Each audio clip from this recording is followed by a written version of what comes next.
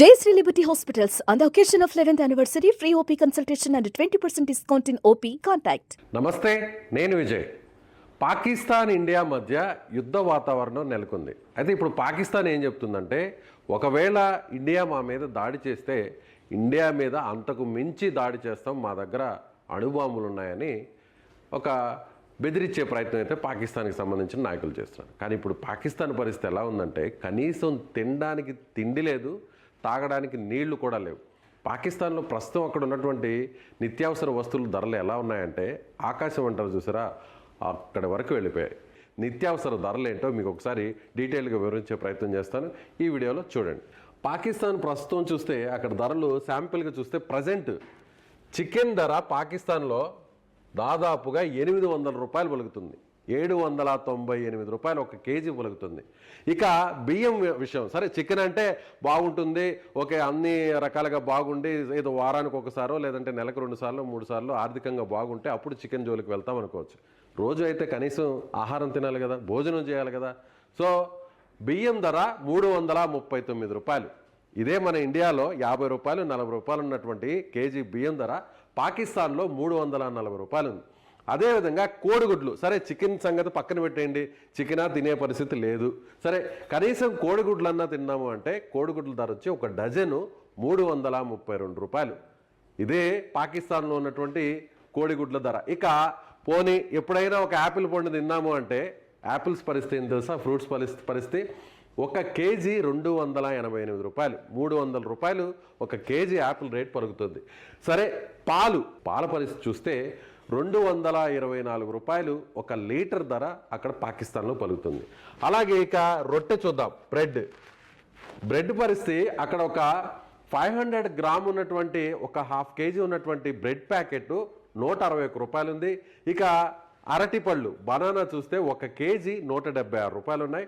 Tomato ఖచ్చితంగా వంటల్లో వండుకునేటువంటి ఆహార పదార్థాల్లో చేయాల్సినట్టు ప్రతి ఒక్కరు వాడాల్సినటువంటి వస్తువు టొమాటో చూస్తే ఒక కేజీ 150 రూపాయలు. మన దగ్గర ఎంత ఉంది తెలుసా, ప్రస్తుతం 5 రూపాయల నుంచి 10 రూపాయలు, మహా అంటే 20 రూపాయలు ఉంది. ఇప్పుడు ప్రస్తుతం ఉన్నటువంటి ఇండియాలో తెలుగు రాష్ట్రాల్లో ఉన్నటువంటి ధర 20 రూపాయల వరకు ఉంది. సో పొటాటో, ఆలు చూస్తే 105 రూపాయలు ఉంది ఒక కేజీ.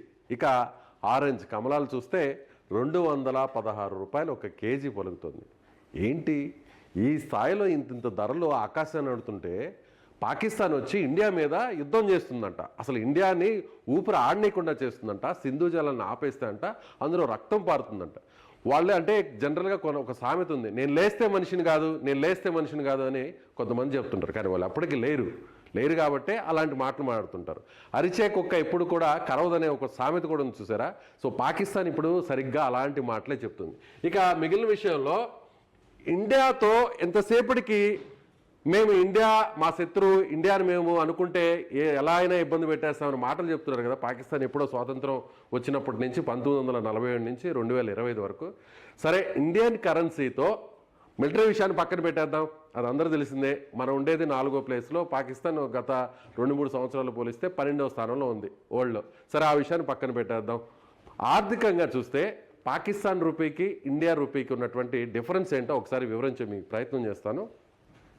జస్ట్ ఏం లేదు, మీరు గూగుల్కి వెళ్ళి Pakistan rupee value in Indian rupee అని కొడితే ఏ సామాన్యుడికైనా అర్థమైపోతుంది. చూడండి, మన రూపాయి అక్కడ తీసుకెళ్తే పాకిస్తాన్లో మన ఇండియన్ రూపీని అక్కడ తీసుకెళ్తే పాకిస్తాన్లో 3 రూపాయలు అనమాట. సో ఒక రూపాయిని మనం అక్కడ వెచ్చిస్తే అది 3 రూపాయలంత వాల్యూ. సో పాకిస్తాన్ రూపాయి ఒక రూపాయి అయితే మన దగ్గర కేవలం పాకిస్తాన్ రూపాయి వాల్యూ ఎంత తెలుసా, 30 పైసలు మాత్రమే. ఒకసారి మొత్తం చూద్దాం, లాస్ట్ 5 ఇయర్స్లో మ్యాక్సిమం అసలు పాకిస్తాన్ ఇండియన్ కరెన్సీతో పోటీ పడుతూ ఏ విధంగా చతికిలు పడింది అనేది పాకిస్తాన్కి మనకి ఉన్నటువంటి ఆ రూపీ వాల్యూ తేడా ఏంటో ఒకసారి చూపించే ప్రయత్నం అయితే మీకు ఈ వీడియో ద్వారా చూపిస్తాను. అంటే పాకిస్తాన్ ఇక్కడ చూసినట్లయితే 80 పైసలకి, అంటే దాదాపుగా ఒక రూపాయి వాల్యూ ఉన్నది మన రూపాయితో ఒకప్పుడు 80 పైసలతో సమానంగా ఉన్నింది. అంటే అది ఎప్పుడు తెలుసా, మార్చి 2005లో ₹1.72. అప్పటి వరకు కొంతవరకు అటు ఇటుగా పరిస్థితి బాగుంది పాకిస్తాన్లో. ఆ తర్వాత డౌన్ అయింది. ఎప్పుడంటే 2009 జనవరిలో దాదాపుగా 50 పైసల వరకు వచ్చింది ఒక రూపాయి వాల్యూ. ఆ తర్వాత మళ్ళీ 2016 నవంబర్లో చూస్తే ₹1.65 వరకు పడిపోయింది. ఆ తర్వాత చూస్తే ప్రస్తుతం అంటే పెరిగింది కొంతవరకు. ఆ తర్వాత ప్రస్తుతం చూస్తే 2019 సెప్టెంబర్ నుంచి ₹1.40 పడిపోయింది పాకిస్తాన్ రూపీ.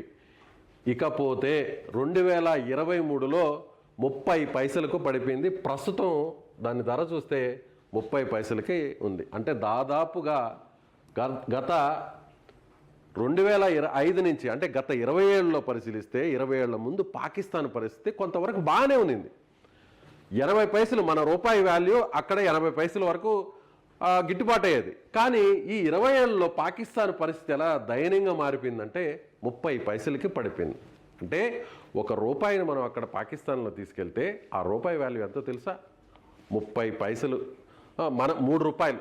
అదే పాకిస్తాన్ రూపీని ఇక్కడ తీసుకొచ్చి మనం ఏదైనా వాడుకోవాలంటే ఏదైనా మార్చుకోవాలంటే మన ఇండియన్ కరెన్సీలో దాని వాల్యూ కేవలం 30 పైసలు. ఇంత దారుణంగా పడిపోయినటువంటి పాకిస్తాన్, సరే ఓకే ఇండియన్ రూపీని చూద్దాం, పక్కన పెడదాం, డాలర్ వాల్యూతో ఒకసారి కంపారిజన్ చేద్దాం. ప్రపంచం అంతా కూడా డాలర్ వాల్యూతోనే మోస్ట్లీ అన్ని దేశాలు కూడా కంపారిజన్ చేస్తుంటాయి కదా. యుఎస్ డాలర్తో ఒకసారి చూద్దాం.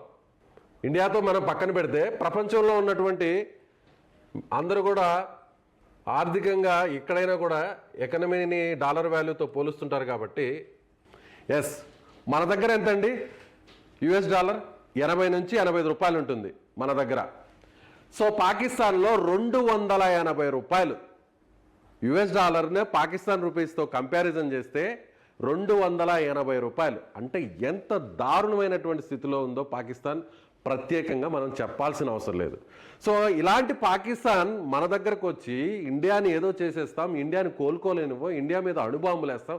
అసలు అణుబాంబులు ఏం వేయలేదు మన ప్రభుత్వం. అసలు ఎలాంటి అణుబాంబులు సరైనటువంటి నిర్ణయం తీసుకుంది ఏంటంటే సింధు జలాల్ని పూర్తిగా నిలిపివేస్తామని చెప్పింది. ఇప్పటికిప్పుడైతే కాదు, ఒక 5 ఏళ్లలోనో 6 ఏళ్లలోనో 7 ఏళ్లలోనో అక్కడ డ్యామ్స్ కట్టి అక్కడ ఉన్నటువంటి వాటర్ని అంతా కూడా డైవర్ట్ చేస్తే పాకిస్తాన్ ఇక జన్మలో జీవితంలో కోలుకోలేదు.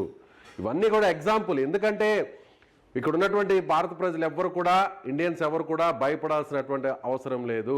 పాకిస్తాన్ మీద మనం ఎలాంటి బాంబులు కూడా వేయాల్సినటువంటి అవసరం లేదు. అక్కడికక్కడే పాకిస్తాన్ ఇంటర్నల్గా ఉన్నటువంటి సమస్యలతో ఇప్పటికే చావు దెబ్బ తింటుంది. అక్కడ ఉన్నటువంటి పాకిస్తాన్ ప్రజలు ఇప్పటికే ప్రభుత్వం మీద రివర్స్ అవుతున్నారు. సో పాకిస్తాన్ ఒక రకంగా పూర్తి స్థాయిలో ఆర్థిక సంక్షోభంలో చిక్కుకుపోయింది, పేద దేశంగా మారిపోయింది. ప్రపంచంలో ఉన్నటువంటి పేద దేశాల్లో, అత్యంత పేద దేశాల్లో పాకిస్తాన్ కూడా ఒకటిగా మారబోతుంది. అలాంటి పాకిస్తాన్ యుద్ధం చేయాలంటే ఎంత నిధులు అవసరం అండి? ఎన్ని వేల కోట్లు, లక్షల కోట్లు అవసరం? అలాంటి పాకిస్తాన్ ఇండియా మీద యుద్ధం చేయబోతుందంట. ఇండియాని అసలు ఎక్కడ కూడా మ్యాప్లో కూడా లేకుండా చేస్తామని రకరకాల ప్రగల్భాలు పడుతున్నారు అక్కడ నాయకులు. కాబట్టి ఎవ్వరు భయపడాల్సినటువంటి అవసరం లేదు. మీకు మరికొన్ని వేరే పదార్థాలను కూడా ఒకసారి చూపించే ప్రయత్నం చేస్తాను సింపుల్గా. ఒక 2 లీటర్ల కోకోకోలా వాల్యూ అక్కడ 249. సో ఒక మనిషి బతకాలి అని అంటే సింపుల్గా చెప్పాలి, ఒక ఫ్యామిలీ బతకాలి అని అంటే మీకు ఒక మాటలో చెప్తాను, ఇక్కడ చూద్దాం. ఓకే, మనం ఇప్పుడు ఒక హౌస్ని, ఒక డబుల్ బెడ్రూమ్ లేదంటే 900 స్క్వేర్ ఫీట్ ఉన్నటువంటి ఒక డబుల్ బెడ్రూమ్ హౌస్ని రెంట్కు తీసుకుంటే అక్కడ అయ్యేటువంటి రెంట్ ఎంతో తెలుసా? 93,300 రూపాయలు. ఒక ఇంటి అద్దె ధర 900 స్క్వేర్ ఫీట్ ఉన్నటువంటి ఒక ఇంటి అద్దె ధర పాకిస్తాన్లో 93,000 రూపాయలు, ₹1,00,000 ఒక రకంగా చెప్పాలంటే. సో అలా కాకుండా ఫర్నిష్డ్ ఏమీ లేకుండా కొంచెం అటు ఇటుగా నార్మల్గా ఉండేది చూస్తే 60,000 ఉంది. సో ఇది పాకిస్తాన్ పరిస్థితి. సో పాకిస్తాన్ ఆర్థికంగా పూర్తిగా చతికిల పడిపోయింది. ఇప్పుడల్లా కూడా పాకిస్తాన్ ఆర్థికంగా పైకి ఎదిగే పరిస్థితి లేదు. ప్రపంచ దేశాలు అలాగే వరల్డ్ బ్యాంకు మీద ఆధారపడి బతుకుతున్నటువంటి పాకిస్తాన్, వాళ్ళు ఇచ్చేటువంటి ముష్టి మీద ఆధారపడి బతుకుతున్నటువంటి పాకిస్తాన్ మన ఇండియా మీద యుద్ధం చేస్తామని చెప్పడం అనేది ఒక పెద్ద కామెడీ అనే చెప్పాలి. కాబట్టి ఇప్పటికిప్పుడు మన ఇండియా పాకిస్తాన్ మీద యుద్ధం చేయడం వల్ల కొత్తగా అక్కడ వచ్చే నష్టం అయితే పెద్దగా ఉండకపోవచ్చు.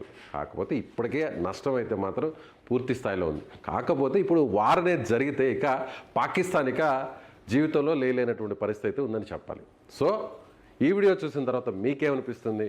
నిజంగా పాకిస్తాన్ ఇండియాని ఎదుర్కొనేటువంటి ఆ దమ్ము ధైర్యం ఆర్థిక పరిస్థితి ఉందా, శక్తి సామర్థ్యాలు అంత మేరకు ఉన్నాయా?